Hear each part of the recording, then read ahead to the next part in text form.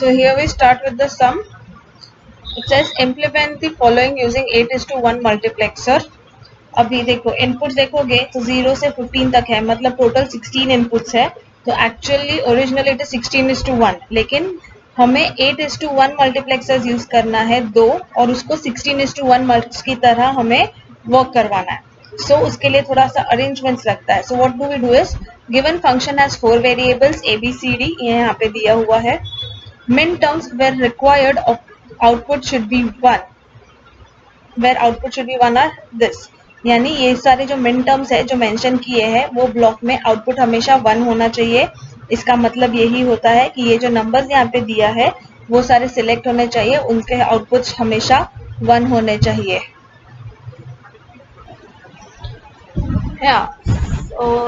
Next is ये output पे 1 आना चाहिए. 8:1 multiplexer has 3 select lines which is S2, S1 and S0. सो 16 है, मतलब हमें टोटल 4 सिलेक्ट लाइंस का जरूरत रहेगा. So in that case what do we do, S2, S1, S0 को हम BCD इनपुट वेरिएबल्स डाल देंगे क्योंकि ये वेरिएबल्स यहाँ पे यूज किया है. So I explain you the structure over here. See, this is how 8:1 multiplexer दिया हुआ है. इसका कनेक्शन कैसे किया है, it is based on this table where we make a table such that inputs लेने का D0 to D7 and again same. See, because there are 16 over here total, but we have to implement it using 8:1. so हम D0 to D7 inputs he consider करेंगे. हम एक A बार लेंगे और हम एक A लेंगे, यानी एक इनपुट कॉम्प्लीमेंट में कंसिडर करेंगे और एक नॉर्मल में, क्योंकि हम हमेशा 0, 1 दो इनपुट रहता है बाइनरी में. So this is 0, this is 1. So that is only to make sure कि ये कनेक्शंस कौन सा लाइन का कैसे करना है, इसके लिए हमने ये इनपुट एज इट इज रखा हुआ है. नाउ सी, जो जो मिनटर्म्स यहाँ पे लिखे हैं उन सबको सर्कल करना है. इफ यू सी, ये जो नंबर्स है वो मैंने असेंडिंग ऑर्डर सीरियली लिखा हुआ है, 0 से लेके 7, 8 से लेके 15. Now encircle those numbers which are mentioned in the questions. After encircling them, we have to check कि ये कॉलम में एक ही सर्कल है या दो है. नाउ इफ यू सी कि यहाँ पे 0 पे सर्कल है, तो ये 0 कौन सी रो को बिलोंग करता है, A बार पे. So final input to the mux का column will fill up A bar, which means the D0 का line will be connected to A bar. So if you can see here, D0 का line is connected to A bar. हमने एक A input लिया हुआ है, not get connect करके यहाँ पे A bar किया है. So we have two inputs A and A bar. तो D0, क्योंकि D0 का जो column में circle है, that belongs to row A bar. So we are connecting D0 to A bar. D1 में again 1 is selected which is belonging to A bar. So D1 is again connected to A bar. D2 पे the circle belongs to row A. So D2 is connected to A. D3 में दोनों है.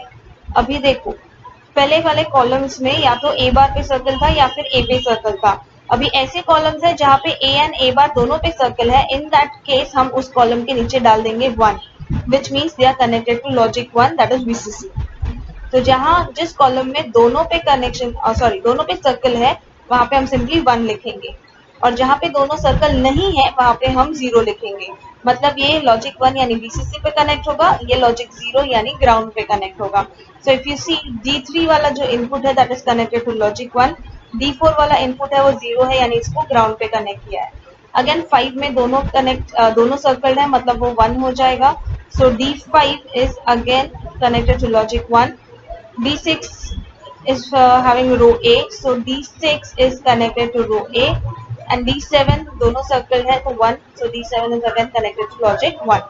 So with these things we can make sure that 8:1 mux से हम 16:1 mux का inputs दे सके. So this was the solution to the problem given over here. Similarly, second sum दिया हुआ है, using 8:1 mux implement the following boolean function. यहाँ पे pi दिया हुआ है. So always we go for SOP form. If you see over here summation था, तो ये याद रखने का कि हमें हमेशा SOP form में चाहिए. But because यहाँ पे pi दिया हुआ है, which means what we will do कि जो numbers यहाँ पे mention किए हैं वो POS form के हैं. So indirectly it says कि जो numbers यहाँ पे mention नहीं है वो SOP form के हैं. तो जब हम min terms find करेंगे, ये जो function variables है ABCD, pi के जगह पे sum लिखोगे और जो numbers यहाँ पे है वो हम स्किप करेंगे। जो नंबर्स यहाँ पे नहीं है वो नंबर्स हम यहाँ पे SOP फॉर्म में डालेंगे।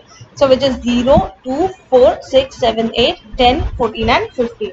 सो अगेन ये 16 इनपुट्स है एंड अपने पास 8 इनपुट वाला मल्टीप्लेक्सर है। So again we create that same table, inputs A and A bar. Now जो नंबर्स है 0, 2, 4, 6, 7, 8, 10, 14, 15 इनको सर्कल करेंगे और फिर हम कॉलम वाइज चेक करेंगे। D0 में दोनों ही सर्कल है मतलब 1 हो जाएगा। यहाँ पे एक भी सर्कल नहीं है तो ये 0, this is again 1, this is 0, this belongs to A bar, this is 0, this is 1 and this is again 1. So if you see there is only one input for A bar, rest और जो logic 1 पे जा रहा है या फिर logic 0 पे जा रहा है। और ये अपना S0, S1, S2 ये 3 सिलेक्ट लाइन्स है जिसको हमने B, C and D variable दिया है because the question mentions the variables as A, B, C, D। तो इसमें हमने क्या किया है कि ये A, B, C, D 4 input जाना चाहिए तो एक इनपुट हम ऐसे पास कर रहे हैं और 3 इनपुट्स हम सिलेक्ट लाइन को ही दे रहे हैं। So this was all about 8:1 multiplexer. Now this is the homework.